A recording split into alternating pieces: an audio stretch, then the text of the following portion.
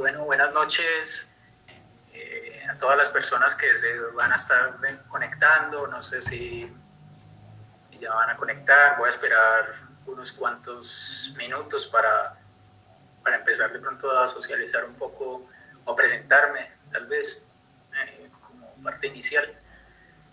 No sé si vamos a empezar a las 6 de la tarde, en punto. Esperamos que mientras se van conectando las personas al Facebook Live, estamos transmitiendo también por el Meet de Google. Estamos probando también un poco de sonido, un poco de la transmisión, que nos estamos adaptando a estos escenarios de COVID donde nos toca realizar. Ahorita compartir el conocimiento a través de estas herramientas digitales, que también me parece una buena oportunidad para enfrentarnos un poco ante estos escenarios, cómo se empieza a movilizar el conocimiento y dejamos de estar en las oficinas, en los laboratorios, en el campo, para compartir un poco también de nuestras experiencias. Vemos cada vez más transmisiones en vivo por las redes, donde estamos transmitiendo este conocimiento, transfiriéndolo, compartiéndolo. Son las 6 de la tarde. Yo creo que podemos ir empezando. Voy a hacer una pequeña introducción mientras se unen las demás personas para darnos tiempo. Pues mi nombre es Diego Gómez, como ya vieron en la convocatoria, tal vez las personas que se dieron cuenta a través de la convocatoria, que voy a ir admitiendo personas que se están conectando. Como se dieron cuenta a través de la convocatoria, o si se están dando cuenta ahorita por grupos de WhatsApp o lo que sea, yo soy Diego Gómez, yo soy de Colombia, como van a escuchar de pronto por mi acento. Hace 7 años vivo aquí en Costa Rica, vine a estudiar una maestría en manejo y conservación de vida silvestre. Se están conectando personas, voy a interrumpir mi presentación para dar tiempo, que sería bueno de pronto que escuchen la contextualización de lo que soy aquí en Costa Rica para dar un poco más de contexto. Lo que estaba contando es que pues, estamos utilizando estas herramientas para transmitir ahora. Estamos probando sonido un poco. Creo que todo está funcionando bien. Estamos dando un poco de tiempo para que se conecten las personas al Facebook Live o también aquí al Meet de Google. Yo, pues lo que venía comentándoles, que a través de la convocatoria que se realizó en redes, en grupos de WhatsApp de esta presentación, pues yo soy Diego Gómez, vivo aquí en Costa Rica hace 7 años, como van a escuchar, soy de Colombia, pero vine a estudiar aquí una maestría en conservación y manejo de vida silvestre en la Universidad Nacional. Ahí estuve viviendo en Heredia, luego vivo en San José, pero siempre algo particular es que siempre las oportunidades que me han surgido, se me han presentado para trabajar como voluntario, para trabajar directamente, pues, como mi forma de sostenimiento aquí en Costa Rica, han sido aquí en el sur de Costa Rica, especialmente aquí en Cotobruz, algo de Corcovado, de Osa, un poco en Osa también me han salido, pero siempre aquí en el sur. Es algo particular porque pues, las oportunidades muchas veces hay que aprovecharlas y pues cuando se le están presentando a uno así como reiteradamente en un sitio, digamos que son oportunidades que no hay que dejar pasar para empezar a generar procesos. Y de algo que les voy a hablar un poco más adelante en la presentación es cómo empezar a visualizarse como catalizadores de procesos comunitarios y del territorio. Muchas veces uno no necesariamente tiene que saberlo, sino que se van presentando esas oportunidades de ser catalizadores, como personas y con las experiencias que tenemos y de pronto los conocimientos, cómo empezar a compartir y a recibir conocimientos desde lo local para llevar a cabo procesos. Pues la presentación que les voy a realizar hoy se titula Conservación de especies en vía de extinción, una estrategia de base comunitaria. Este este proyecto, este proceso más bien, yo me gusta llamarlo proceso más que proyecto, porque los proyectos tienen como además de objetivos claros, que eso es muy importante, tienen una fecha límite de ejecución y eso para mí creo que empieza a presionar procesos que muchas veces no van de la mano de los tiempos de las comunidades o de la logística de los lugares. Entonces me gusta hablar de un proceso porque realmente ha sido un proceso en el que se ha construido paso a paso por circunstancias, a veces planeado. Ya vamos a ver en la presentación cómo empezó todo de forma circunstancial y se empezó además a consolidar como un proceso planificado que en el caso en que ya se está ejecutando actualmente. Entonces, la invitación, antes de pasar ya a la presentación, que estoy dando un poco de tiempo, si se han dado cuenta, para que se una más gente, la invitación es a que se reconozca cada persona como catalizador de procesos en los territorios, en las localidades donde están trabajando, donde se desenvuelven, donde hacen, de los que hacen parte también, y sin importar. Por ejemplo, yo no soy de aquí de Costa Rica, pero ya hago parte de unos procesos aquí locales desde mi tesis de maestría hasta ya procesos en los que por circunstancias de la vida se me venían presentando oportunidades por esta zona, volverlo un proceso de base comunitaria y en el que uno está entregando parte de su experiencia y conocimiento, recibiendo otra parte de ese conocimiento local. Y ahí estamos avanzando. Voy a mirar un momentico las cosas. Ok. Estamos todavía... Ahora sí, se ve más grande. Sí, tengo que esperar un momento para que... Ok. Estamos probando todavía un poco las cámaras para las presentaciones. Estamos esperando también que se unan más personas. Entonces, nada, reconocernos en las localidades como potenciales catalizadores. Vamos a aportar, no solo trabajar por mantenernos, por generar dinero, que es muy importante también para mantenernos, pero sino también ser parte de procesos en las comunidades. Creo que tenemos mucho que aportar, sobre todo las personas que hemos sido, digamos que preparadas en universidades públicas. Son recursos públicos que hay que devolver en algún momento. No devolver, sino ser consecuentes con esas formas de aprendizaje que tuvimos la oportunidad y devolverlo a la sociedad.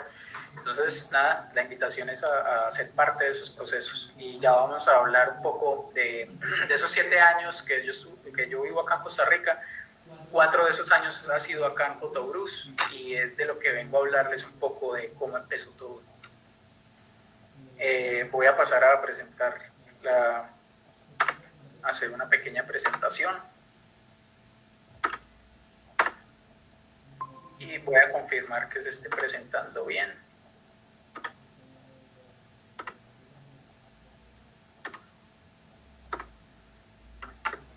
Voy a confirmar un momentico que se esté presentando bien.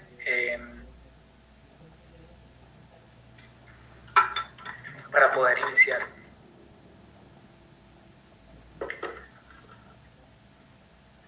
No sé si las personas que estén conectadas si nos pueden dar un mensaje de que están transfiriendo bien, se están viendo bien. Aquí está Aaron Castillo, Cristian Campos, Xiomara Villalta, Selena Valdés, Antonio Rodríguez, José Fernando Narváez, sí se están empezando a conectar. Muchas gracias por conectarse. Un saludo de una vez. Lastimosamente ahora es a través de estos medios, pero más adelante ahí en la presentación van a ver cómo se pueden involucrar a este tipo de procesos, al menos en este en específico. Ya son 26 personas que están conectadas al Facebook Live, algunas otras personas en el Google Meet. Bueno, pues Para las personas que se acaban de conectar, yo vengo a presentar un proceso que ha resultado de reconocerme como catalizador de procesos aquí en Cotobruz, como biólogo, como conservacionista. Se han presentado oportunidades en las que hemos llegado incluso a pasar de la parte circunstancial a lo planificado en conservación, y todo esto con una estrategia de base comunitaria. Por esa razón, la presentación la titulé Conservación de especies en vía de extinción, una estrategia de base comunitaria. Yo aquí en Costa Rica trabajo para PROCAT Internacional, que es una organización, ahí están viendo los logos, es una organización no gubernamental que trabaja para la conservación de la vida silvestre. Tenemos varios proyectos aquí en Costa Rica, Colombia. Yo coordino la organización para Costa Rica. Entonces, tenemos varios proyectos que incluyen el corredor biológico Amistosa, una estrategia de conectividad del paisaje para esta zona. También tenemos investigación y conservación de mamíferos medianos y grandes, con un proyecto de cámaras trampa grande que tenemos. También hacemos conservación y manejo de vida silvestre en general, especialmente por ejemplo de anfibios, y pues tenemos varios proyectos en curso. Pongo también el logo de la SADA Gutiérrez Brown. Ya van a ver por qué ese logo tan pro de la SADA. Me parece muy bonito ese logo que está utilizando ahorita la SADA, que es una rana protegiendo el agua y una mano humana recibiendo esa agua. Porque parte de la presentación al final les vamos a mostrar cómo ha culminado, cómo ha empezado a madurar este proceso en algo planificado, administrado por el mismo acueducto comunitario Gutiérrez Brown. Y también hasta el logo de la derecha, que es el SIAC, que es una sociedad que se llama Sociedad para la Ciencia Abierta y la Conservación de la Biodiversidad, que trabaja con todos estos temas de compartir el conocimiento, de cómo participan las personas en general de la mayor cantidad de procesos posibles en una investigación. Entonces, nada, primero quiero decirles que voy a darles un contexto teórico, porque me gusta un poco basar estos abordajes de forma teórica, para abordar un poco la parte, o sea, cómo ser críticos un poco de los procesos, cómo se pueden llevar a cabo los procesos y cómo se ha documentado esto en la literatura. Ahorita van a ver unas diapositivas, van a ser 2 diapositivas con letras, con muchas palabras, pero digamos que esto es para que ustedes para darles un contexto de la parte teórica de lo que estamos realizando. Me dan un segundo, yo le doy a admitir a una persona.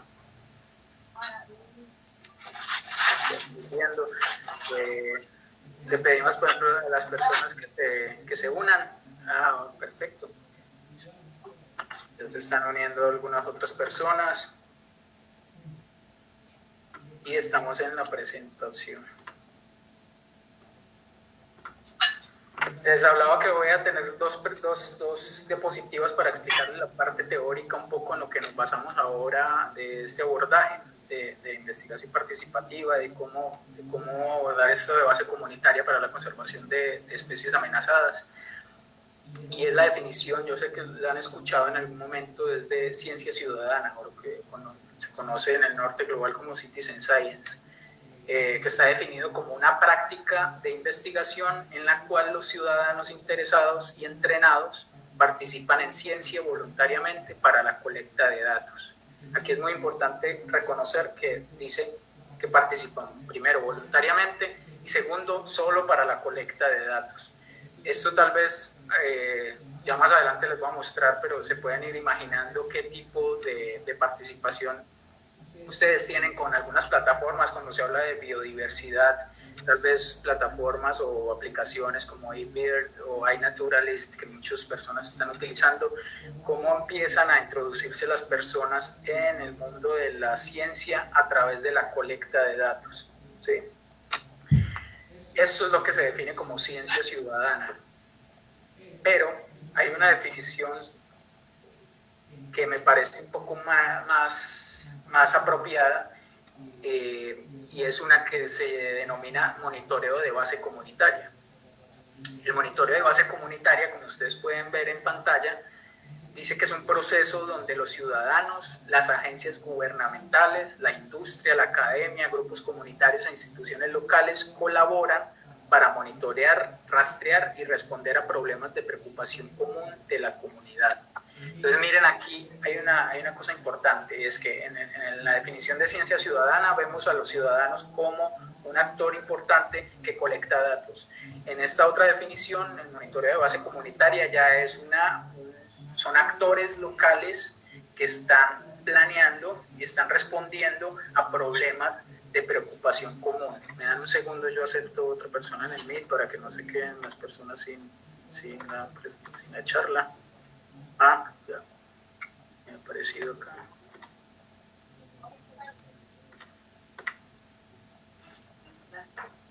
Creo que no hay nadie más solicitando.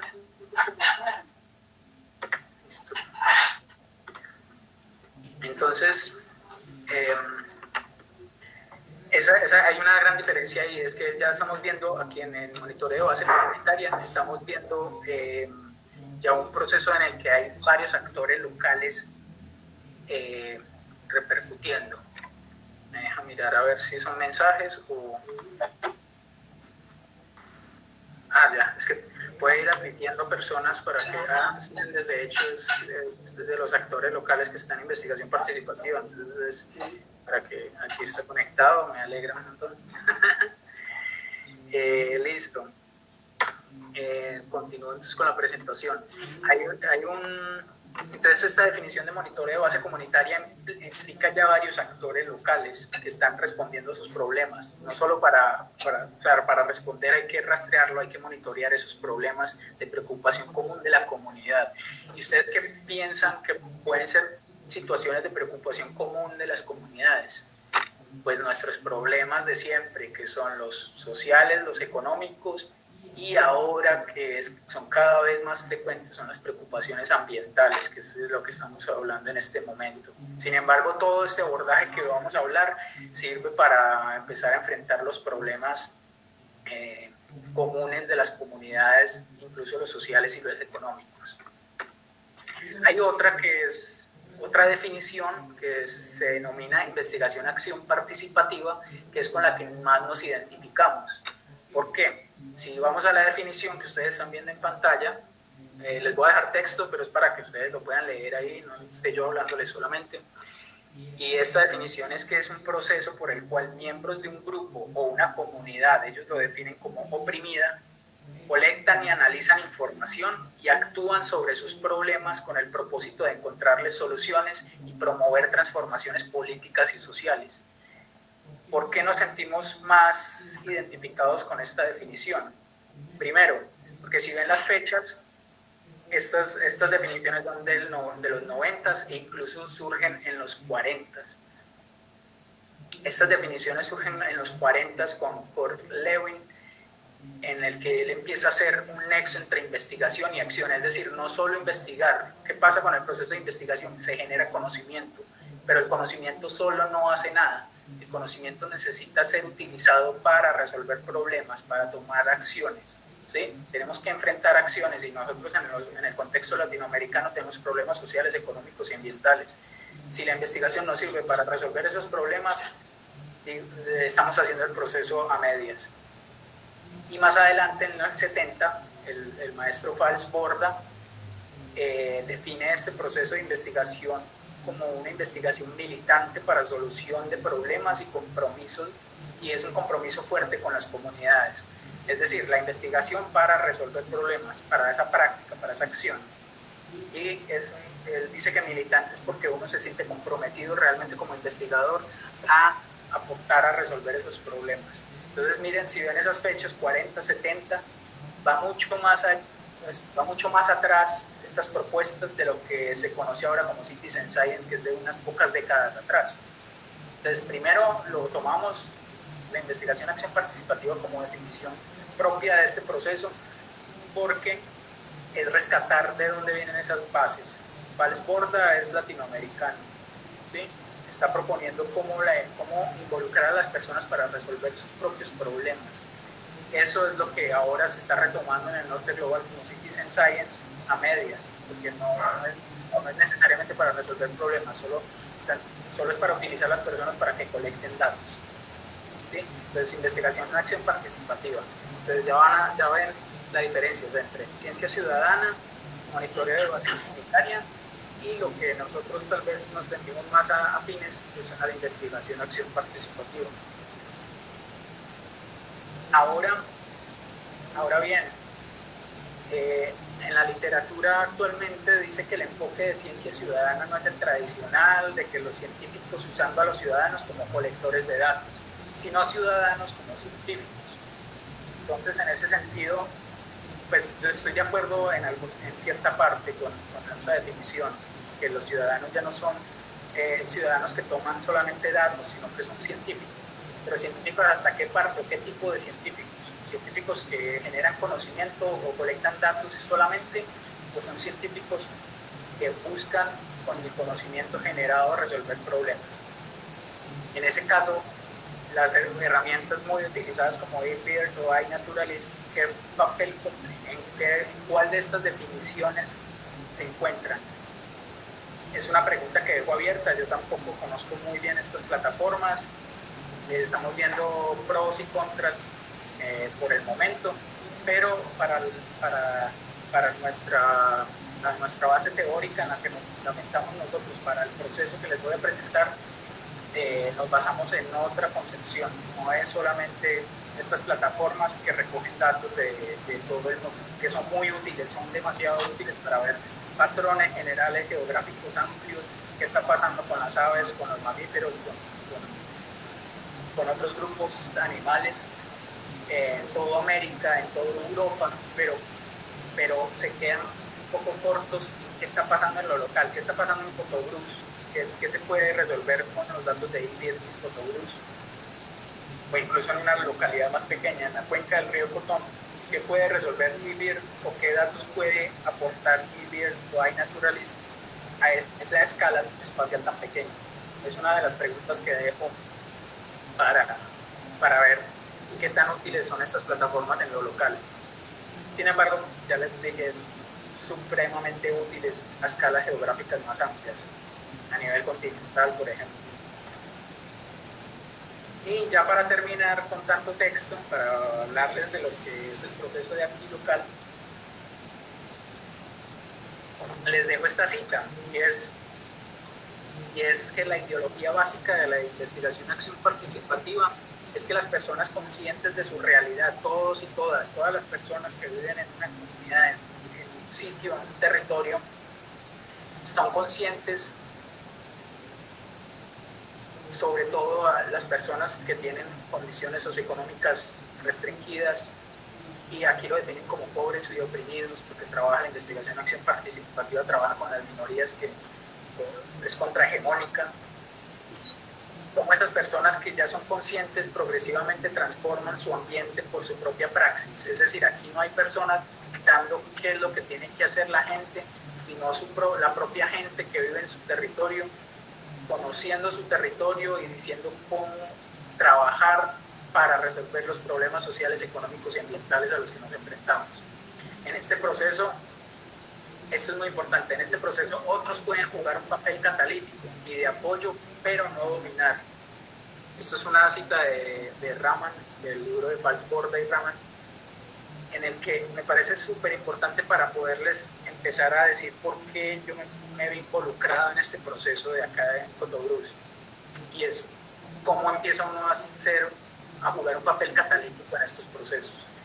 Aquí a la izquierda les muestro un poco el libro de donde saqué esta cita. ¿Por qué pongo las dos? Hay dos versiones, hay una en inglés y otra en español. Y es un poco rescatando ¿por qué empezamos a hablar de otras definiciones de participación de la gente en ciencia, como ciencia ciudadana, y empezar a citar como si fuera un desarrollo teórico de Estados Unidos o de Europa, cuando realmente ya se había producido ese conocimiento en Latinoamérica. Paris Borders es latinoamericano, y además de eso, si van a alegar de que no lo conocían por restricciones de lengua, pues resulta que ese libro estaba en inglés desde los 90. ¿Sí? Entonces, digamos que no hay excusas para no rescatar todo el desarrollo epistemológico del conocimiento conceptual que se ha generado en Latinoamérica para que sobre todo en este contexto de que los ciudadanos o las personas de los territorios están generando conocimiento, su propio conocimiento. Es decir, se está participando. Que en última, si lo podemos reducir a eso, sería ciencia ciudadana también. Listo. Entonces, ya ahora sí de la parte más que tal vez todas están interesados.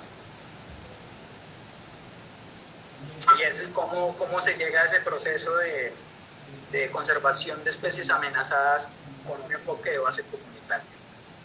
Les voy a contar un poco anecdótico también. Y es como yo llegué a Cotobruz, tenía ciertos procesos con tesis, tenía cierto acercamiento con algunas personas de la comunidad, pero a mí digamos que lo que me aseguró que estuviera aquí en la zona, cómo inició todo, o sea, toda esta parte teórica que les mostré ahora no necesariamente o sea, yo ya la tenía planificada para llevar este proceso y bla, bla, bla, bla, no, o sea, aquí yo empecé como biólogo común, de que estoy interesado en una ranita, por ejemplo, en esta ranita que les estoy presentando acá, que es el Atelocus varius o rana arlequín, que está en vía de extinción, y resulta que yo había trabajado con estas ranas en Colombia. Entonces contacté a la ONG que trabajaba aquí en esta zona con esta rana y empezamos a hacer un proceso, me involucraron para hacer un proceso de investigación y conservación, y dentro de ese proceso de conservación empezamos a identificar actores locales importantes. Dentro de esos actores locales importantes, que fue la primera aproximación a lo local, a los actores locales, fue ver que la rana arlequín, que está en vía de extinción y que se creía extinta para Costa Rica, su población se encuentra justo en la toma de agua de un acueducto comunitario que se llama Gutiérrez Brown. Tal vez las personas que ya han visto este tipo de presentaciones de las transmisiones que se están realizando ahora, ya vieron la presentación de Rosy acerca de la rana arlequín, entonces, pero voy a dar un contexto para las personas que no. Entonces, ya al identificar este actor local, empezamos a ver que ellos, a la izquierda van a ver un proceso en el que los pusimos en contacto con una agencia de publicidad previa aprobación de la SADA para renovar su imagen, y es que la propuesta era que ellos tomaran los anfibios como especie bandera del acueducto. Entonces los pusimos en contacto con una agencia de publicidad y ellos empezaron a interactuar, a decirles cómo era el proceso, fue parte de entrevistas, y se llegó a este logo final, a este logotipo final en el que hay una rana protegiendo el agua y una mano humana recibiendo el agua. Ese fue el primer acercamiento para empezar a ponderar los actores locales dentro de estos procesos de conservación de especies amenazadas. Está también a la derecha una imagen que utilizamos como para empoderar a las personas en general. Estos eran procesos incipientes de nosotros con las comunidades, y es que catalogamos a la rana arlequín como guardiana de nuestra agua. ¿Por qué? Porque si está la rana arlequín, porque no tolera mucho la perturbación, sus larvas solamente están en aguas que están muy limpias, entonces protegiendo esta rana, sus renacuajos, toda su población, estamos asegurando que haya agua potable para todo el resto de comunidades que son beneficiarias del acueducto Gutiérrez Brown. Hasta ahí llegamos nosotros. ¿Qué pasa? Que nuestro enfoque siempre ha tratado de ser de que los actores locales o las organizaciones de base comunitaria que no se crean relaciones de dependencia con este tipo de proyectos.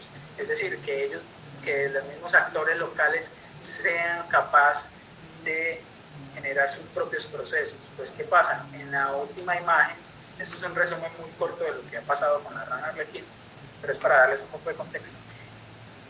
En la imagen de abajo, en el dibujo, pues resulta que la ASADA realiza la Feria del Agua, ellos mismos, los de la ASADA, con el material que hemos producido, fueron a las escuelas y les presentaron video, les hablaron de la rana arlequín, hicieron un concurso de dibujo en el contexto de la Feria del Agua, y para sorpresa de nosotros, después de ir a ver cómo había frutos de todo el proceso que habíamos realizado, y que los méritos, gran parte de los méritos era de la ASADA, del actor local que habíamos identificado, es que como el 60% de los dibujos de los niños y las niñas tenía la rana arlequín.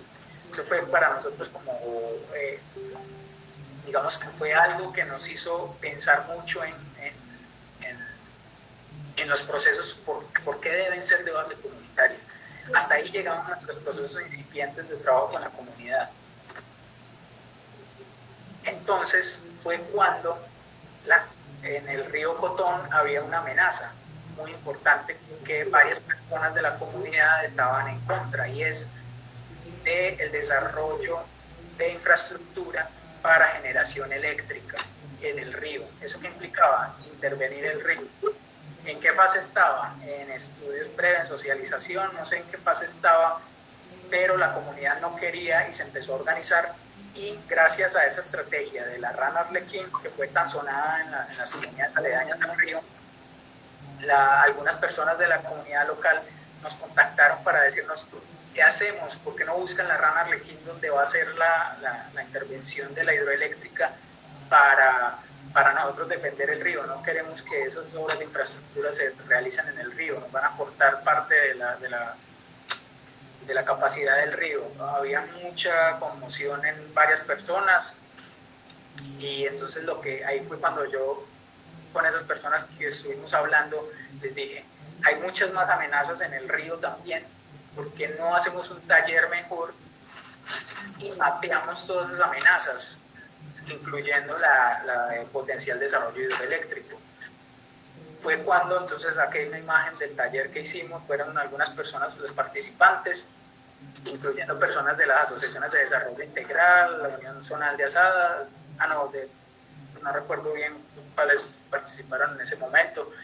El caso es que gracias a esa reunión, a ese taller, pudimos mapear, hacer un mapeo, una cartografía social en el que mapearon varias amenazas en la cuenca del río Cotón, ¿sí? Entonces ahí fue cuando el abordaje fue: no solo está la amenaza del desarrollo de infraestructura hidroeléctrica en el río, hay amenazas. Entonces ellos empezaron a identificar amenazas de cacería, deforestación en las zonas de protección hídrica, la misma desarrollo hidroeléctrico, pesca ilegal, etcétera, etcétera. Y a partir de esas amenazas, lo que hicimos fue tratar de mapear cuáles actividades eran necesarias para enfrentar esas amenazas. ¿Cuál era el objetivo? La conservación de la cuenca del río Cotón, mantener el agua, que es de la que toman todas las comunidades aledañas al río.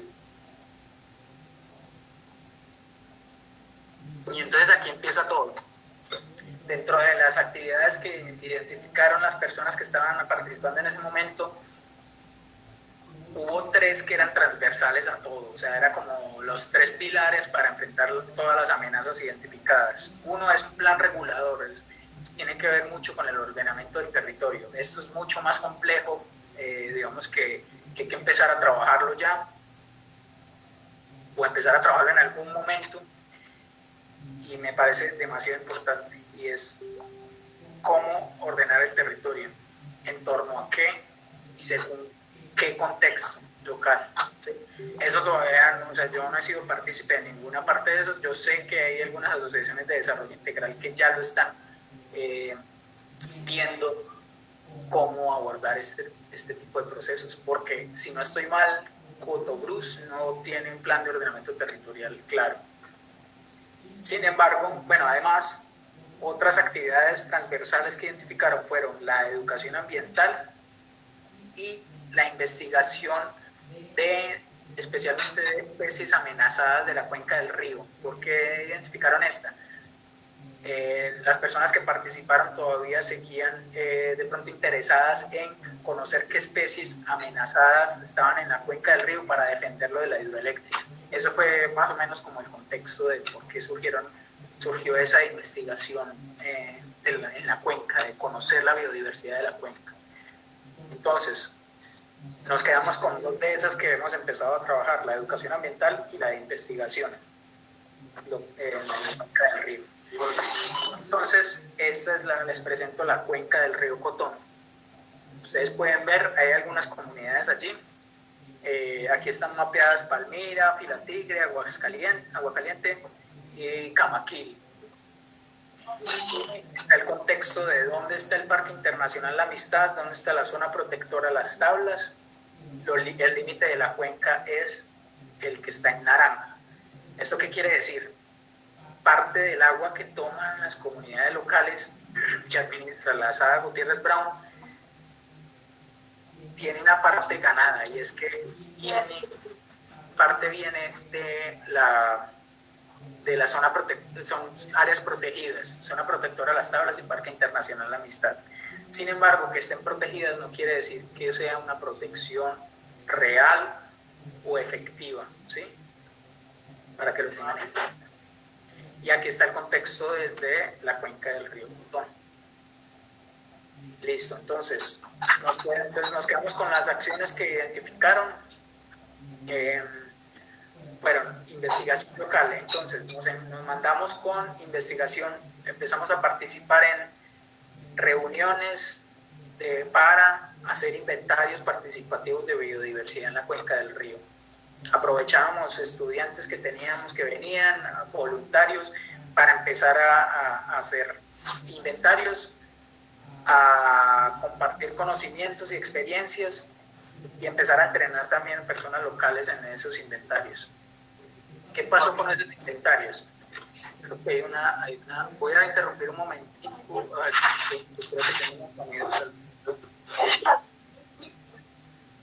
Si alguien puede silenciar el micrófono, porque es...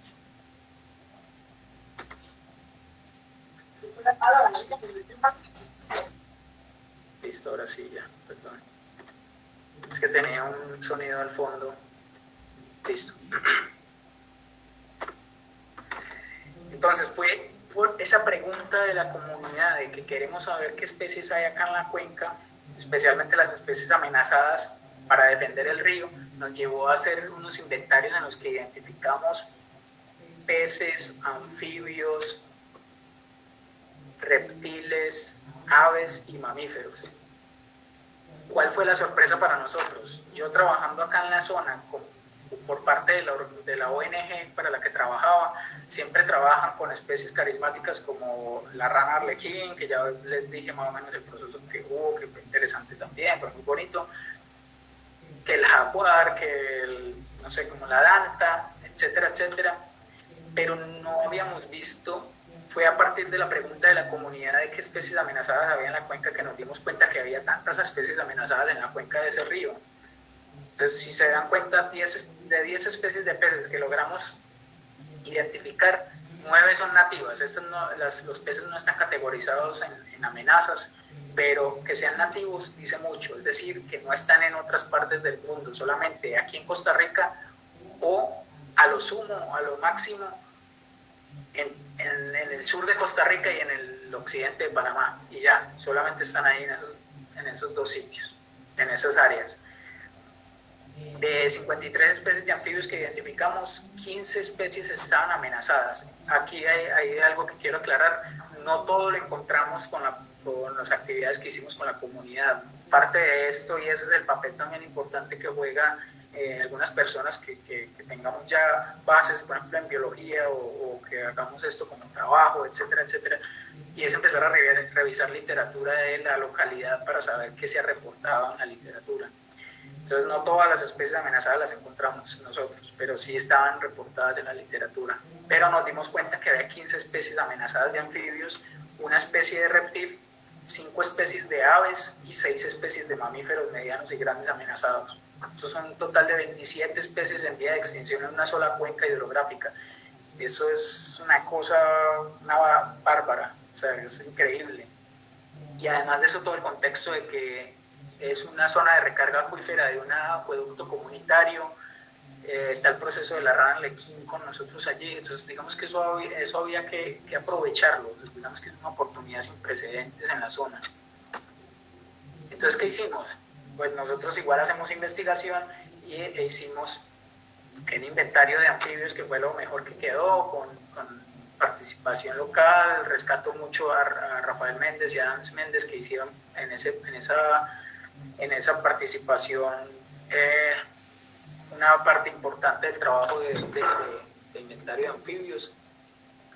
Y también empezó a generarse registros nuevos para la cuenca, incluso del río Terraba, la cuenca alta del río Terraba, que esta nota salió hace 2 días aproximadamente, y hay personas involucradas también que estuvieron participando, como William, Carol también, Rafael y Hans otra vez, y ahorita pues digamos que esa base de esta experiencia que hemos empezado a publicar, que eso pues lo de publicar es más del proceso que nosotros vivimos como biólogos, pero pues, digamos que también hace parte, que hagan parte también las personas que están participando en este tipo de inventarios.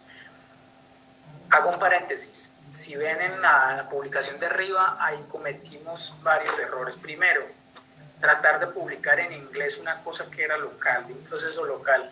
Me pareció un error propio gravísimo. Y otra, es que estábamos haciendo un estudio piloto, según se lea al final, estudio piloto para la aplicación de Citizen Science. Entonces, si ven, en ese momento no teníamos claro cuál era el abordaje que íbamos a tener. Estábamos hablando de ciencia ciudadana cuando nosotros lo que queríamos en el fondo era investigación participativa, ¿sí? Resolver los problemas locales, que nos fueran. Entonces, digamos que fueron errores que fuimos cometiendo, no importa, hay que presentarlos también, hay que presentar los errores. Y ya este relato de la rana lechera ya es más ameno,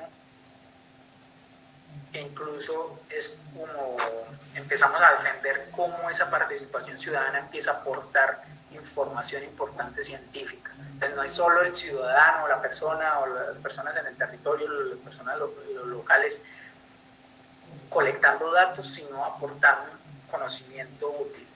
Acá les dejo esta cita que les voy a leer de estos artículos. ¿Qué rescatamos para la gente en general? Que empiezan a darse cuenta de estas experiencias y que no les dé temor de involucrar a las personas locales en estos procesos de investigación.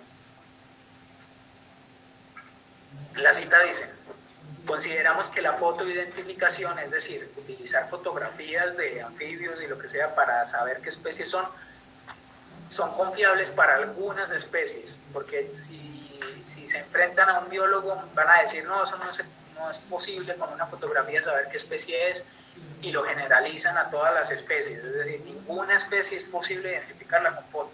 Pues nosotros decimos aquí lo contrario, que algunas especies sí se puede identificar con foto. Sin embargo, tiene restricciones de incertidumbre taxonómica en general, es decir, no vamos a estar completamente seguros o seguras de que es la especie, pero es muy probable, es más probable que sea esa especie que sea otra, ¿sí? De todas maneras hay incertidumbre, pero no importa, o sea, hay que defender ese proceso. No podemos generalizar que los datos provenientes de la participación ciudadana o comunitaria tienen escaso rigor y calidad, pues es relativo al grupo taxonómico, es decir, a qué grupo animal se está hablando. Si estamos hablando de cierto grupo de ranas que solamente son capaces de identificar sacándoles ADN o haciendo análisis moleculares, pues sí, muy difícil saber qué especies son. Pero si estamos hablando de ranas arborícolas que tienen características especiales, particulares, pues digamos que tiene cierta certidumbre de que sabemos qué es, sabemos dónde están, etcétera, etcétera.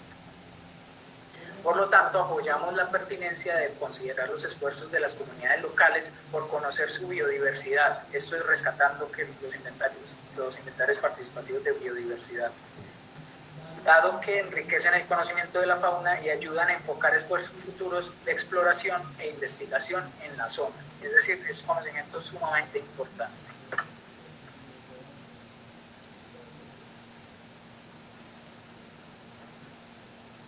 Listo, entonces ese fue el contexto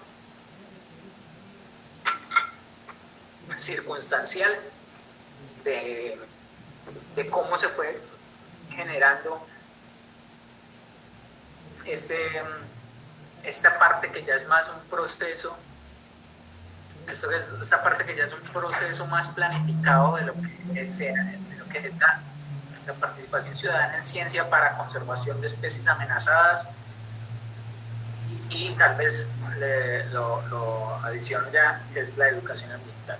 Entonces, a partir de todo este proceso, llevábamos 3 años, 4 años, eso no se hace en unos meses, eso es un tiempo que se van presentando esas oportunidades, esas circunstancias para generar esto.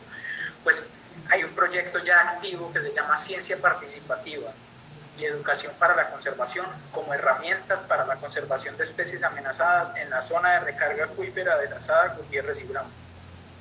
Este proyecto ya está financiado por el primer canje de deuda por naturaleza Estados Unidos, Costa Rica.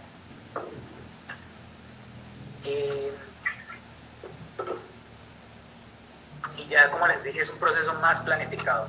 Aquí en adelante van a ver que en las diapositivas en la parte inferior izquierda está el WhatsApp y un correo, el WhatsApp personal y el correo. Yo estoy coordinando ese proyecto, estoy ayudando a coordinarlo. Me pueden contactar si se identifican como actores locales para aportar a esto, ya sea como investigadores locales porque visitan la zona de las tablas, porque van a hacer recorridos a la zona de Cotón, no todo para la zona del río Cotón, a las zonas aledañas, Gutiérrez Brown, donde está todo el tendido del acueducto de la Sada, etcétera, etcétera, o porque son profesores o profesoras de escuelas locales, porque están interesados en educación ambiental, por cualquier motivo que ustedes se identifiquen como actores locales de este proyecto, me contactan. ¿Está bien?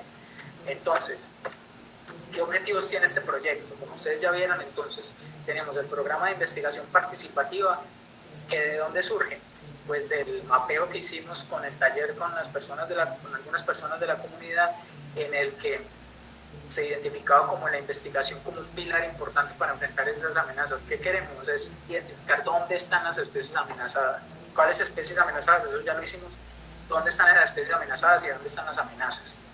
Además de eso, un programa de educación ambiental, que fue lo que identificaron en el taller también. Y esto, ¿en qué resulta? Todos los actores involucrados van a generar, o vamos a generar, yo también soy un actor local involucrado, un plan de conservación local para la cuenca del río. Esos son los objetivos del proyecto. Este es el marco conceptual en el que estamos trabajando. Es decir, esto es lo que nos rige de cómo es que estamos trabajando este proyecto. Y esto lo generé a partir de las experiencias que ya les hablé. Entonces, si vamos a la parte izquierda de esta gráfica, pues vemos que hay en recuadros azules son elementos importantes de este marco conceptual. Entonces, ¿qué tenemos como primer elemento? La investigación participativa. En los recuadros naranjas están algunos actores locales que hemos identificado para empezar a involucrarlos acá. Entonces, en investigación participativa está la comunidad local, obviamente, que ya ha venido trabajando en los inventarios participativos de biodiversidad. Hay una empresa de vigilancia privada de una finca que está interesada en conservación de vida silvestre. Y hay club de observadores de aves en San Vito, los pajareros de San Vito, que incluso aquí estamos transmitiendo desde la casa de uno de ellos. También sabemos que hay un club de observadores de aves. Y hay muchos más actores locales que, si están interesados en participar, ahí más adelante en las diapositivas va a aparecer mi teléfono y mi correo electrónico, que me escriban y así quieren hacer parte de este proceso. Entonces, ¿qué pasa con esos actores locales de investigación local? Que buscando un objetivo en común, que es la conservación de la cuenca del río Cotón. ¿Por qué? Porque de ahí es donde se genera el agua incluso para San Vito, y hablando solamente de las hadas, se genera el agua para muchas de las como 12 comunidades, si no estoy mal, cercana a la cuenca del río Cotón. Entonces imagínense la importancia de esta cuenca, de este río. O sea, se genera el agua para todo, o sea, yo diría que para la mayoría de Cotobruz, en solo esa cuenca hidrográfica. Y si tenemos en cuenta que hay 27 especies amenazadas, ahí hay que trabajar de alguna forma. Y esta es la propuesta que les tenemos para empezar a trabajar. Ese objetivo en común, que es la conservación de esa agua, de esa biodiversidad que hay allí, para conocer también esas amenazas que existen actualmente en esa cuenca, para poderlas enfrentar, pues se genera un conocimiento contextualizado. Ahí pasamos al segundo recuadro, que dice conocimiento contextualizado. Entonces, ¿qué pasa? ¿Qué diferencia hay entre un conocimiento contextualizado y un conocimiento general? Y es que muchas veces el conocimiento general es el que vienen a decirnos qué es el que tenemos que saber. Es el conocimiento de base, el hegemónico, el que se genera en las capitales, el que se genera desde las universidades, en los laboratorios, etcétera, etcétera. Es un ejemplo, no está del todo mal que se genere conocimiento en laboratorios. Pero este conocimiento contextualizado es conocimiento que en principio nos sirve para resolver problemas locales. ¿Por qué? Porque es que es toda la base con la cual podemos enfrentar problemas, ¿sí? Sin un conocimiento contextualizado no tenemos cómo enfrentar los problemas a los que nos enfrentamos, sean sociales, económicos o ambientales. Cualquier problema de ese tipo podemos enfrentarlo con conocimiento contextualizado. Podemos tomar algunos ejemplos de otras localidades, de lo que nos dice la capital, etcétera, etcétera, pero sin conocimiento contextualizado es muy difícil.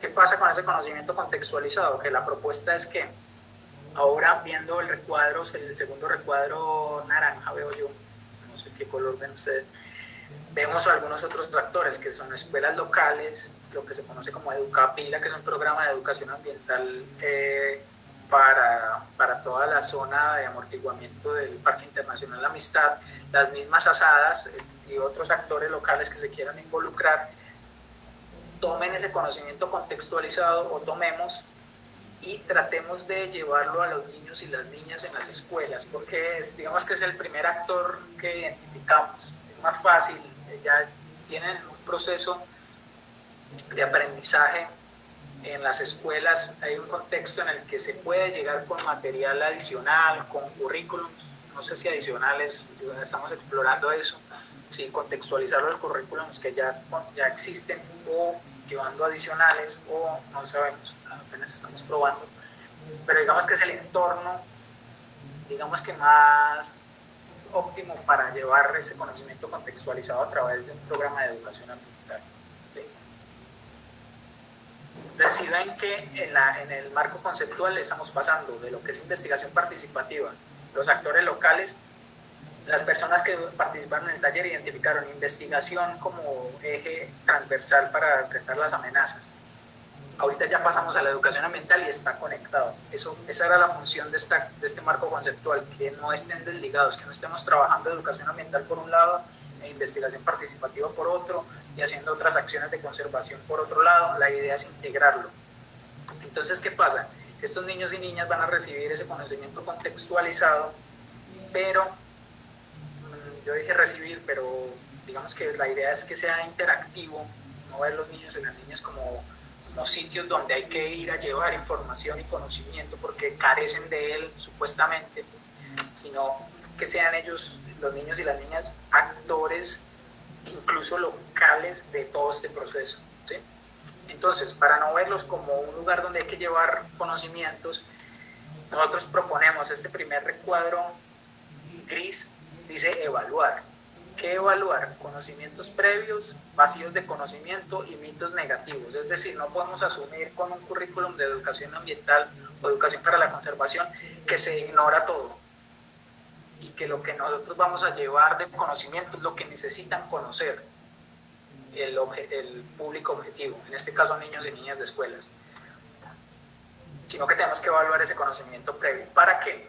Para que a través de herramientas didácticas que se diseñan en este currículum se evalúe su efectividad, y al evaluar la efectividad, es decir, que sí funcionan, que sí son útiles esas herramientas didácticas en el currículum de educación ambiental, se busque con los conocimientos previos reforzarlos, con los vacíos de conocimiento llenar vacíos, y con los mitos negativos eliminar mitos negativos. Mitos negativos me refiero no a los mitos en general, porque eso hace parte de la cultura y la idea no es modificar culturalmente, sino mitos negativos que son que hacen el papel de desinformación. Un ejemplo es que las serpientes Becker, que no son venenosas, pero las matan porque las personas creen que pueden parir cualquier tipo de serpiente, incluyendo las venenosas. Eso es, además de desconocimiento, es un mito que es negativo, ¿sí? Yo o sea, pienso que es positivo de alguna forma modificar esos mitos negativos. No creo que vaya a ser unas consecuencias drásticas en la cultura local, pero entonces a esos mitos negativos es a los que me refiero en esta presentación. ¿Qué pasa? Como para que los niños y las niñas no sean unos actores pasivos de ese proceso, pues estamos tratando de que al final este actor local identificado, que son los niños y las niñas, se hagan un proceso, un programa de comunicación desde ellos. Y para eso hay que pensar, aquí ya estamos abajo en el último recuadro azul, en una estrategia participativa de comunicación desde los niños y las niñas para que llegue a la comunidad en general y se retroalimente todo este proceso en el que haya más personas involucradas como motores locales de todo este proceso de conservación. Entonces digamos que este es el marco conceptual en el que estamos basados por el momento. ¿Qué llevamos por el momento en este proceso? Ahí siguen viendo entre el WhatsApp y el correo, por si me quieren escribir si se identifican como actores locales de este proceso. Entonces, ¿qué pasa? Si ven acá, estoy retomando del marco conceptual la parte donde estamos trabajando. ¿Qué estamos trabajando en esas partes? Investigación participativa. Aquí aprovecho con la participación de practicantes de algunas universidades, en este caso de la Universidad Javeriana, de María José Camacho, que nos ha estado colaborando en los últimos meses aquí en este desarrollo de este proyecto, y más recientemente se involucró otra persona que es Kerlin Jiménez, que va a estar participando más en otra fase del proyecto. Conforme va avanzando se van involucrando cada vez más personas, pero en este proceso que nos colaboró María José, utilizamos una herramienta que se llama ODK, que es Open Data Kit, ¿sí? ¿Qué pasa con Open Data Kit? Que es una aplicación, una herramienta para generar una aplicación propia en el que estamos registrando los datos que necesitamos para un objetivo específico planteado. ¿Cuál es el objetivo específico planteado? Pues que queremos la conservación de la cuenca del río Cotón, la conservación de especies amenazadas y sus funciones ecológicas en la cuenca del río Cotón para asegurar el suministro de agua. Sí, el suministro de agua que nos está generando en este momento a casi todo Cotobruz. Entonces, ¿qué pasa? Que aquí empezamos a ver cómo, o sea, muchas otras aplicaciones no nos satisfacen las necesidades. ¿Por qué? Porque no nos dan el detalle local de lo que está pasando, de qué amenazas hay en un sitio, qué aplicaciones conocen que nos digan dónde están las amenazas. No existe. Que nos digan dónde están las especies. Y Bird, hay Naturalist, hay otras aplicaciones, pero no nos dice de manera local, nos dice una localidad. Puede ser de toda la cuenca del río Cotón, puede ser que haya 4 puntos IBIRD, o bueno, tal vez un poco más, pero necesitamos más detalle aún. Entonces, ¿qué tenemos? Esta aplicación que la están utilizando ya algunos actores locales involucrados, en el que tenemos un recorrido donde se registra qué recorrido se hizo, dónde se inició, dónde se finaliza, las especies que se están registrando, las amenazas que se identifican en el sitio. Para las especies de animales es donde se vio ese animal, el tipo de observación, si se tiene una foto o un audio. Entonces, ¿qué pasa con esto?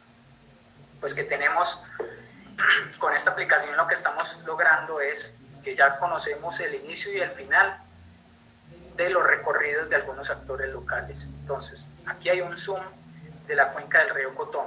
El reborde blanco es el límite de la cuenca. Las líneas azules son los ríos y quebradas, y en la mitad está el río Cotón. Toda esa es la cuenca del río Cotón. Esto es un zoom de la zona donde estamos trabajando, donde se han generado datos por el momento. Las líneas naranjas son recorridos que hacen los actores locales por el momento en toda esa cuenca del río. Entonces, ¿qué tenemos? Si le ponemos cuadrículas a todos esos recorridos, ya van a ver cuadrículas en blanco clareado, que tenemos sitios donde potencialmente vamos a tener reportes de animales y de amenazas. Entonces, toda esta zona de la cuenca del río se pueden mapear animales y amenazas. ¿Para qué sirve eso? Ya para el objetivo primordial de este proyecto, que es un plan de conservación local generado por actores locales de la cuenca del río Cotón. ¿Para qué? Para asegurar el agua. De aquí viene el agua de casi todo Cotoburgo hasta San Vito, se alimenta del agua de esa cuenca. Entonces, me parece muy importante esto, que la SADA es la encargada de este proyecto, es un actor local. En vez de ser, o sea, no es sin ánimos de comparar directamente, porque posiblemente se puede hacer, pero como un acueducto comunitario empieza a tener estos procesos de liderazgo de conservación de la cuenca, y el AIA, por ejemplo, que en algún momento se tendrá que involucrar al proceso, o sea, tendremos que llamarlos para que hagan parte del proceso en algún momento. ¿Cómo no ha surgido desde el AIA, sabiendo que toman el agua también ahí para San Vito? Y más bien, bueno, no, mejor no digo más cosas, pero como un acueducto comunitario está liderando estos procesos y no es el Estado central, porque es que el Estado central está preocupado en mil cosas burocráticas que no les queda tiempo de hacer nada. Las personas que están contratadas para hacer ciertos procesos y no quieren aportar o no pueden aportar más. ¿Qué es? Porque es importante los actores locales y los de base comunitaria, es que sí pueden empezar a hacer estos procesos porque están ellos en el territorio. Una persona en una oficina en San José de la IA, ¿qué importa? Pues le debe importar si hay un riesgo de dejar de suministro el agua, ese es el gancho para involucrarlos, que nos quedemos sin agua en esta zona. Pero los procesos previos a que nos quedemos sin agua o evitar que eso pase o enriquecer incluso para que haya suficiente agua y más agua todavía, les importa muy poco porque están en otro contexto. A ellos les importa mucho más el contexto donde viven, no los actores locales. Entonces esto es importante, los actores locales. Eso fue un paréntesis que les doy. Entonces, si tenemos esos recorridos, tenemos sitios específicos donde conocemos las especies que hay y las amenazas. Esto es un ejemplo de lo que tenemos por el momento. Aquí tenemos con la aplicación registros de especies que están en la cuenca del río. A veces están amenazados, otras veces no, otras veces son porque son objeto de cacería, otras veces porque las personas locales lo quieren registrar. Tomamos como ejemplo el pájaro campana. ¿Por qué hay tanto pájaro campana ahora? Pues porque justo llegaron a la cuenca del río Cotón, en la parte alta y media de la cuenca del río, llegaron por esta época los pájaros campana. ¿Dónde estaba eso registrado? Pues sí, había, bueno, de esta especie en particular, sí, el SINAC y observadores de aves locales sí tenían un registro de año tras año, desde el 2009, no recuerdo desde qué año, pero supongamos que fuera otra especie que no tuviera actores interesados en ella. ¿En qué otra base de datos se tendría registro de que esta especie está llegando a la zona? Pues ya hay procesos desde este proyecto en el que los locales están reportando dónde se están viendo los pájaros campana. Entonces, si ahorita ya ven el mapa, aquí está el contraste, ya tenemos sitios de los recorridos donde se ha registrado pájaro campana por estos meses. ¿Eso para qué sirve? Pues en el tiempo podemos saber si los pájaros campanas están dejando de llegar allí o están aumentando su ocupación de celdas allí en estos recorridos, o hay una amenaza que les está afectando. Ahorita en la zona de las tablas está demasiado activo ahora, que no está mal si se planifica bien, pero está demasiado activo sin planificación y están derrumbando árboles, están clareando las zonas que ya estaban intervenidas, pero quitando recursos para algunas especies.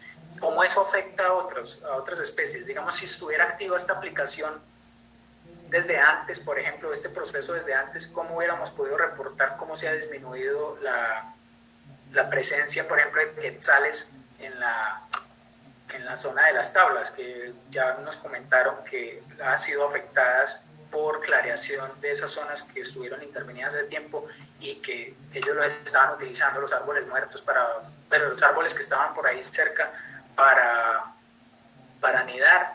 Y claro, o sea, esa intervención, esa actividad que hay ahora ya, que no está planificada, está teniendo consecuencias graves para la fauna silvestre. ¿Qué pasa? No estoy en contra de que haya actividad en esa zona, pero sí que se tiene que planear. Entonces, este tipo de implicaciones sirve para empezar a mapear dónde están las especies y dónde están las amenazas. De hecho, en la aplicación ya se ha reportado que en las tablas hay infraestructura nueva y, bueno, como desarrollo de infraestructura y clareación o sea, tumba de árboles. En la aplicación ya está. Entonces, digamos que ya se empezó a reportar esa parte. Eso es en lo que llamamos de investigación participativa.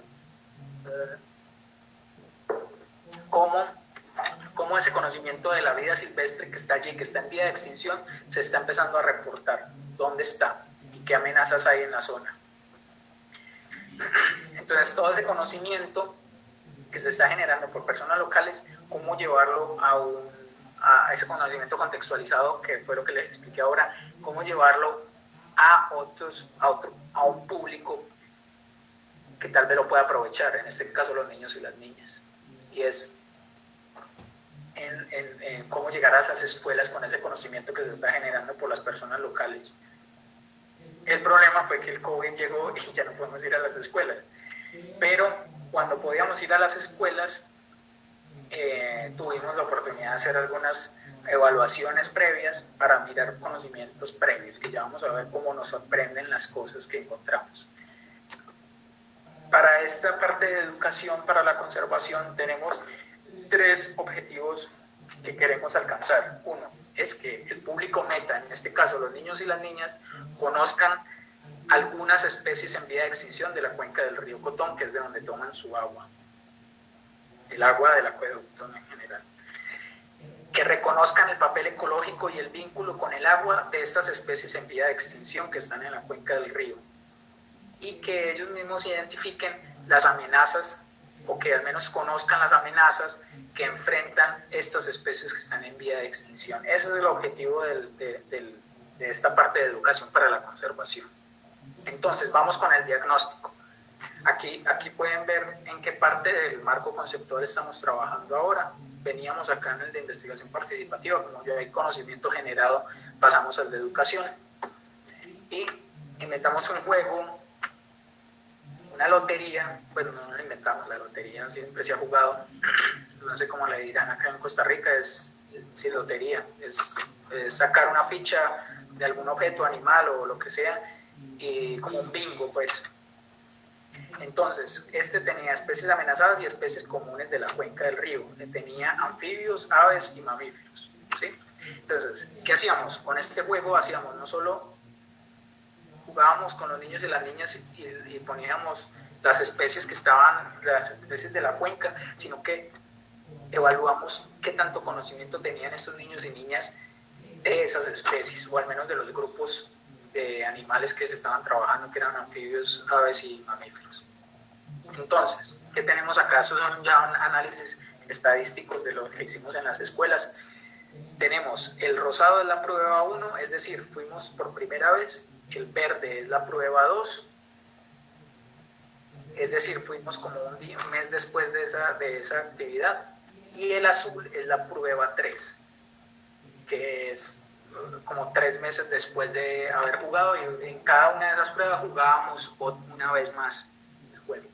¿Qué nos muestra? Si ven todas esas líneas verdes, rosada y azul, las 3 pruebas están sobrelapadas, es decir, todas son iguales, con una leve inclinación de la línea azul. Si la ven, están un poco más inclinadas.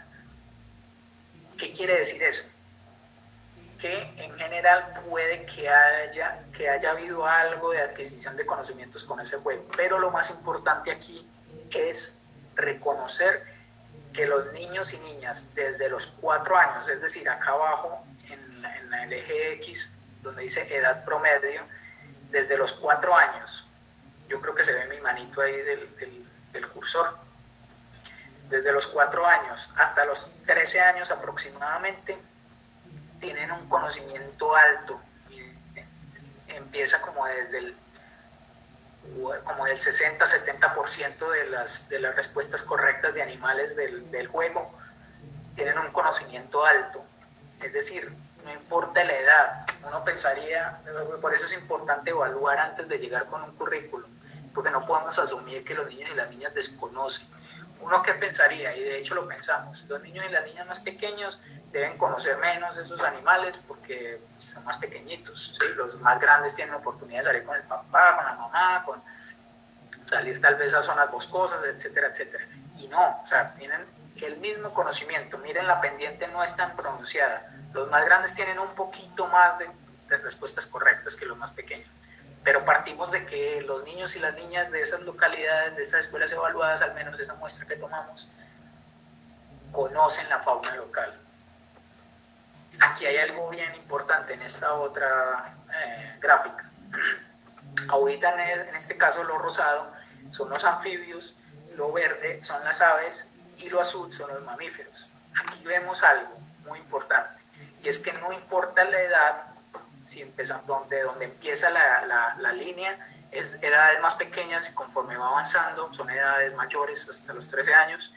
Miren que anfibios y aves tienen el mismo conocimiento sin importar la edad.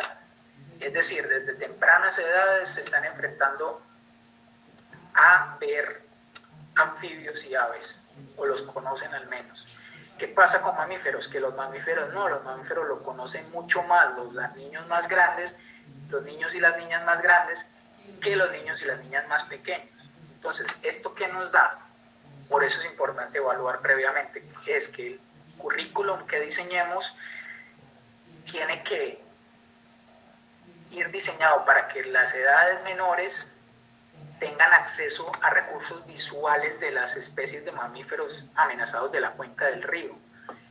Quizás sirva también para los más grandes, pero no necesariamente tengan que tener recursos como visuales los más grandes, porque ya los conocen, ya les podemos hablar de un mamífero o de una danta y ellos ya van a saber a qué nos referimos. Quizás los más pequeños no haya que presentárselos en los recursos, ¿sí? Cosa que no pasa con los anfibios y las aves. Y hay algo muy importante, y es que tenemos que aprovechar, no podemos asumir que los más pequeños desconocen y hay que llegar a decirles qué es cada cosa, ¿no? Ya conocen anfibios y aves, acá lo que hay es una oportunidad grandísima para llegar ya con recursos que refuercen esos conocimientos y empezarles a hablar del papel ecológico, por ejemplo, que juegan en el río, cómo está relacionado con el agua que ellos toman, ¿sí? Entonces, esto fue una primera evaluación. Entonces, ahorita lo que vamos a generar es, ya con esa evaluación previa, es cómo empezar a presentarles esas especies. Entonces, como los niños y las niñas más pequeños desconocen un poco más de mamíferos, entonces vamos a hacer, cuando hablemos de mamíferos amenazados de la cuenca, vamos a presentárselos de forma visual también, como herramienta, por ejemplo. Entonces ya empezamos a diseñar esas herramientas didácticas que van a ser parte del currículum de educación ambiental. El currículum también, pues digamos que eso es lo primero que teníamos que hacer, pero pues por circunstancias del COVID y por oportunidades que se han presentado, hemos empezado a evaluar, a tener como elementos de evaluación de esas herramientas y de los niños y las niñas para diseñar un currículum más robusto. Entonces, ¿qué pasa? Voy a ponerles como ejemplo algo que diseñamos ya con esa evaluación previa, que son audiocuentos. Esto fue una estrategia que empezamos a implementar hace poco para enfrentarle el escenario de COVID. ¿Qué pasa? Que como ya no podemos ir a las escuelas, pues tenemos que llegar con otros recursos. ¿Por dónde vamos a llegar? Por los padres de familia. Vamos a empezar a hablarles a través de WhatsApp. Entonces, voy a presentarles uno de los recursos que ya estamos generando. Y me voy a salir un momentico. para presentarles. Dantica, contale tú. La Dantatoña y Dantica. ¡Bum! ¡Bum! ¡Bum! Se escuchaban unos fuertes pasos en el bosque. ¡Bum! ¡Bum! Caminaba sin que la rama la detuviera. ¡Bum! ¡Bum!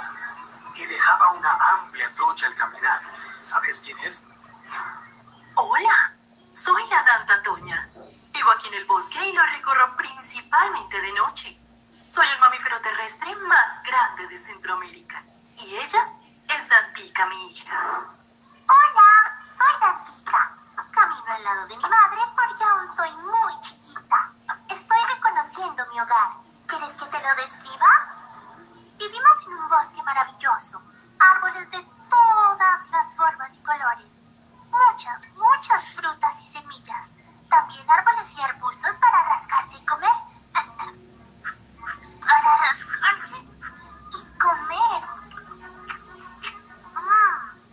En medio del bosque existe un río limpio, grande y hermoso llamado Río Cotón. Nosotras nos bañamos y bebemos de él. Dantica, contale a tus amiguitos que compartimos la misma agua. ¡Ah, sí! Amiguitos, tomamos la misma agua del mismo río, del río Cotón. Así como lo escucharon.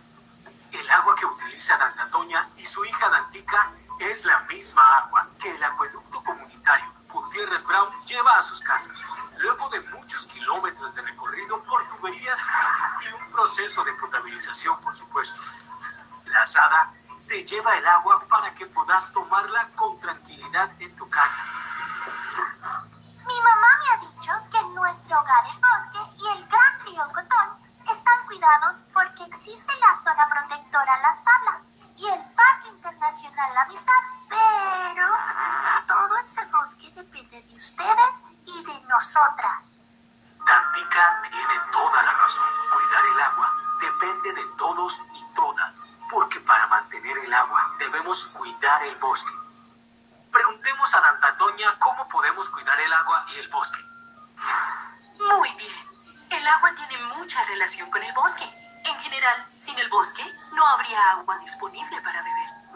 Y entonces, ¿cómo cuidamos el bosque, mamá? Porque todos necesitamos el agua, ¿verdad? Dijo Dantica pensativa.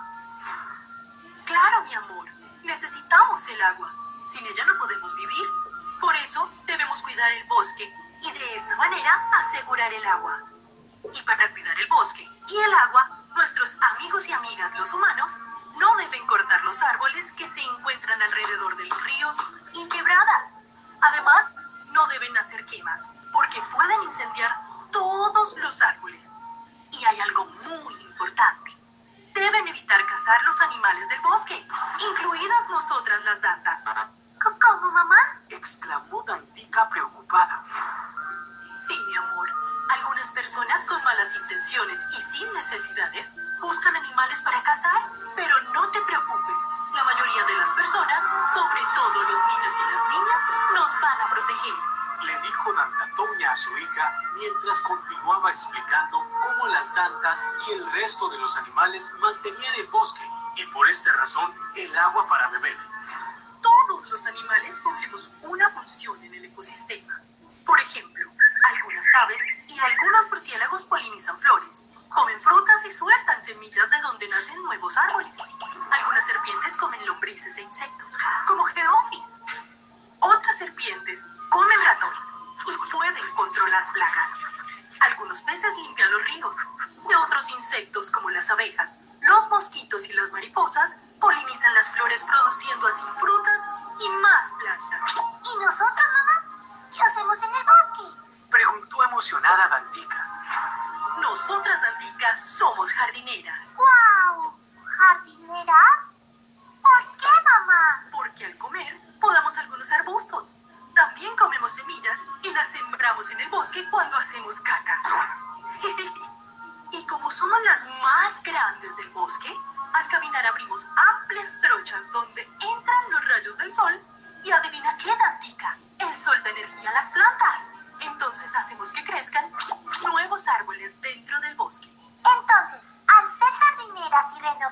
bosques, también cuidamos el río Cotón. Dantica tenía toda la razón. Ellas y los demás animales silvestres mantenían el bosque y cuidaban las aguas del río Cotón. Ahora ya sabes cómo llega el agua que tomas en casa. ¿Te animás a ayudar a cuidar el agua, el bosque y sus animales junto a Danta Toña y su hija Dantica? Entonces no debes hacer quemas, no debes cortar árboles de ríos y quebradas y no debes cazar los animales silvestres. Ellos pueden ser la Danta Toña o Dantica.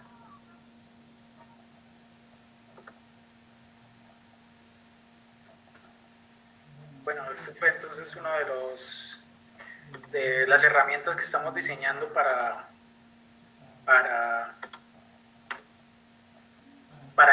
esta propuesta en esta parte del programa de educación de educación para la conservación. Ahora, pues no sé, voy a pasar un poco a algunas preguntas que hicieron, que tal vez les puedo responder si agregan, me pueden hacer preguntas o al perfil de Finca Cántaros, que de una vez aprovecho para agradecer a Finca Cántaros y a Natura de Costa Rica por esta iniciativa en la que estamos presentando esta propuesta, este proyecto. Y bueno, Roberto Vargas Macís pregunta que cuál crees que es el mayor reto y proceso necesario para lograr enganchar a las comunidades en proyectos de este tipo. Yo creo que el mayor reto, el proceso necesario, vamos por el proceso necesario, es un poco de lo que les hablé, es que, y que de hecho va un poco con la ideología de la investigación-acción participativa, es que las comunidades estén enfrentando retos que ellos mismos tengan, ¿sí? Que están respondiendo preguntas que ellos mismos se hayan planteado o necesidades que ellos mismos tengan, no llegar desde nuestras situaciones de privilegio o desde la capital o desde nuestras universidades a decir que este proceso es el que se tiene que llevar a cabo en cierta localidad o en cierto sitio, sino que sea una iniciativa desde ellos. Entonces, digamos que el papel que uno no tiene que ser un papel pasivo en una localidad para llegar a hacer un proceso de este tipo, sino más bien, o sea, como mostrarse catalizador, como decía la ideología de la investigación-acción participativa, ser catalizador de esos procesos, es decir, que la misma comunidad identifique qué es lo que quiere hacer y uno cómo puede aportar, ¿sí? Entonces, que venga desde ellos es el mejor, es el proceso necesario que tiene que ocurrir, es que venga de ellos y que sea una pregunta. Si no existe ese tipo de iniciativas, hay comunidades, o de hecho hay localidades donde no hay comunidades, es el caso de las zonas donde el gobierno dona terrenos a diferentes personas que lo necesitan, que digamos que no vienen de una parte histórica de tenencia de la tierra, que no han compartido entre ellos ese territorio, digamos que difícilmente hay una comunidad en ella. Ahí hay otros tipos de procesos que hay que llevar a cabo y en el que uno tiene que, tal vez, si quiere hacer algo o si quiere hacer parte de esa comunidad, ya pasar a ser un catalizador mucho más importante, ¿no? Pero en sitios donde las comunidades siempre van a tener preguntas que hacerse, resolver o generar conocimientos que necesiten, tienen necesidades también sociales, económicas o ambientales, entonces digamos que ese es el proceso necesario, que venga de ellos, ¿sí? Que el papel de uno sea catalizador. El mayor reto es lograrlo, o sea, lograr pensar en el tiempo de los procesos comunitarios. Como muchos de los procesos, como recomendación personal de la experiencia propia, es empezar sin recursos, sin pedir presupuesto para llevar a cabo un proceso, porque ¿qué pasa? Los presupuestos vienen anclados a una propuesta, a un proyecto que tiene una caducidad. Es decir, yo escribo una propuesta y va a ser a 1 a 2 años, máximo 3 años, y ¿quién me asegura que en 3 años, sin presiones, voy a alcanzar los objetivos que están planteados en un proyecto? Entonces, digamos que para llegar al punto de crear un proyecto financiado, es necesario que ya haya un terreno abonado, un proceso que esté avanzado para no estar presionando a las personas, a los actores locales en generar algo. Es decir, y nos queda más fácil ser resilientes a problemas como el del COVID ahora. O sea, si nos enfrentamos a ese problema de educación, ya no podemos ir a las escuelas, digamos que ya no estamos preocupados en que tenemos que crear empoderamiento local para que haya investigadores locales registrando fauna, no. Ya existe ese proceso, ya se está dando, ya nos podemos enfocar en el problema de que no podemos ir a las escuelas ahora, ¿sí? Nos vuelve más resilientes y somos más responsables sin presionar. ¿Qué tal nosotros haber planteado este proyecto y tener que entregar resultados en 1 año y medio y todo lo que les hablé ahora, todo el proceso de inventarios participativos, de empezar a generar la aplicación, todo ese proceso generarlo en 1 año y medio? Es imposible. O si se logra es presionando a los actores locales y no va a ser algo auténtico. Tal vez cuando usted se vaya de ahí como actor local o como un investigador, como un catalizador de ese proceso, si usted sale de ese proceso presionando el proceso en los tiempos que no son de la comunidad, usted sale y ya todo se derrumba. ¿Por qué? Porque se estaría generando relaciones de dependencia de la comunidad o del proceso a una persona o a una organización o a la persona que esté presionando para que den resultados. Usted tal vez va a tener resultados, ¿sí? Pero que se mantengan en el tiempo es lo difícil. Hay otra pregunta de Selena Valdés que la leí hace un rato y es que ¿cuánta es el área de la cuenca? Me corchó. La leí ahora y yo de verdad no tengo la cifra ahora en la mente. Yo sé que la zona protectora, las tablas, que es gran parte de la cuenca, es como la mitad de la cuenca, son 19.000 hectáreas y el resto de la cuenca es como la otra mitad. Entonces, no sé, pueden ser, no sé, por ahí 39.000 hectáreas o algo cercano. No sé, no es la mitad, pues, pero yo le pongo entre 40.000 hectáreas, pongámosle, ¿sí? Entonces, pues no sé, ahí sí le debo, si me escriben, les puedo tener el dato, ahorita lo puedo revisar. Dice, la aplicación solo se puede utilizar, hay otra persona que pregunta por la aplicación, solo se puede utilizar en la cuenca del río Cotón o también en otras regiones.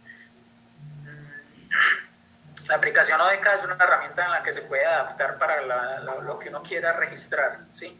Como está diseñado, como lo tenemos diseñado nosotros, se puede aplicar para cualquier localidad, pero tiene que haber un trabajo previo en territorio, es decir, saber cuáles son los recorridos que usualmente hacen las personas para mapearlo como lo tenemos ahí, y a partir de eso ya se puede ir utilizando la aplicación.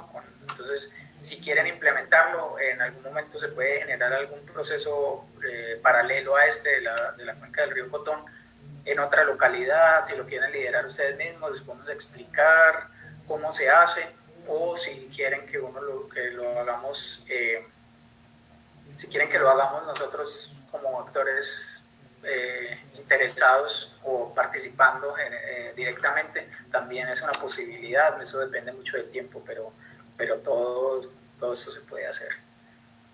No sé si hay alguna otra pregunta o... Creo que estamos bien, espero que se haya escuchado bien, es la primera vez para mí al menos que hago este tipo de transmisiones.